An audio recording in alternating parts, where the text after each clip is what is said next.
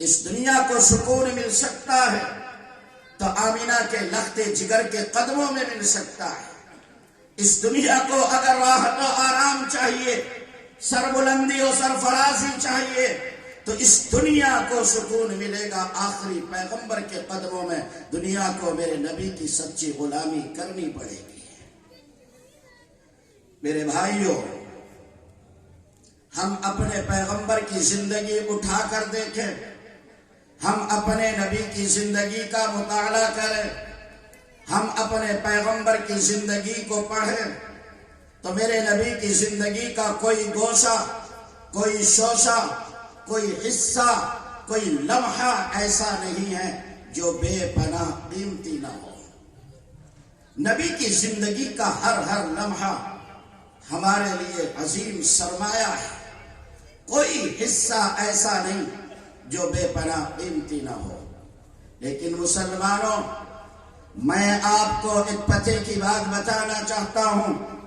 اگر ہم پیغمبر کی زندگی کا خلاصہ اور نبی کی زندگی کا ماحصل اور نبی کی زندگی کا نچوڑ دیکھیں تو یاد رکھنا مسلمانوں، وہ 23 سالہ پیغمبرانہ زندگی کا خلاصہ اور ماحصل اور نچوڑ دو چیزیں ہیں۔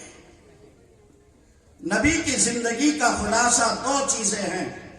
ان دونوں باتوں کو تفصیل کے ساتھ بیان کیا جائے، اتنا وقت نہیں ہے۔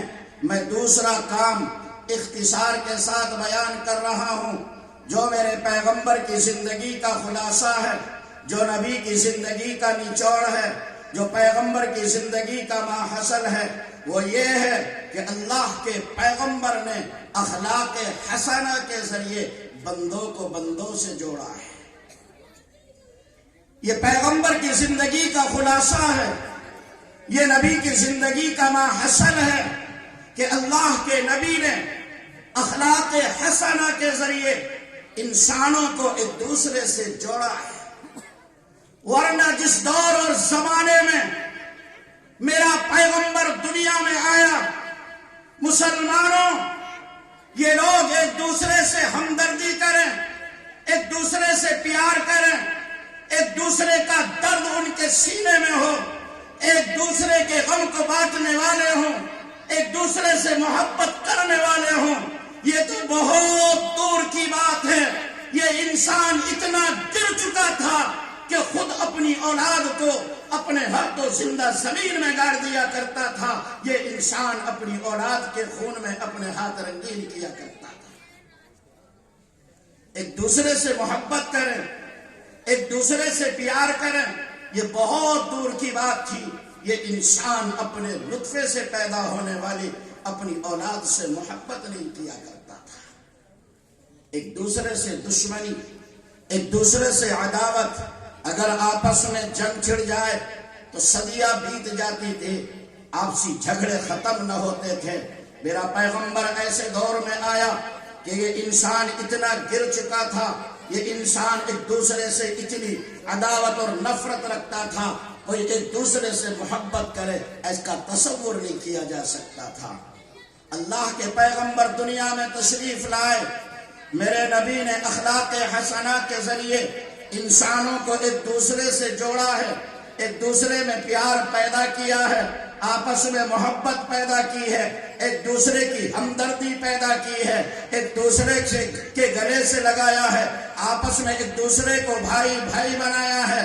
آؤ مسلمانوں، میں آپ کو بتاتا ہوں، تمہارے پیغمبر نے دنیا میں رہنے والے انسانوں میں جو پیار اور محبت پیدا کی ہے، قسم میرے رب کی، اس خاکی زمین پر کبھی اس کی مثال اور نظیر نہیں مل سکتی ہے۔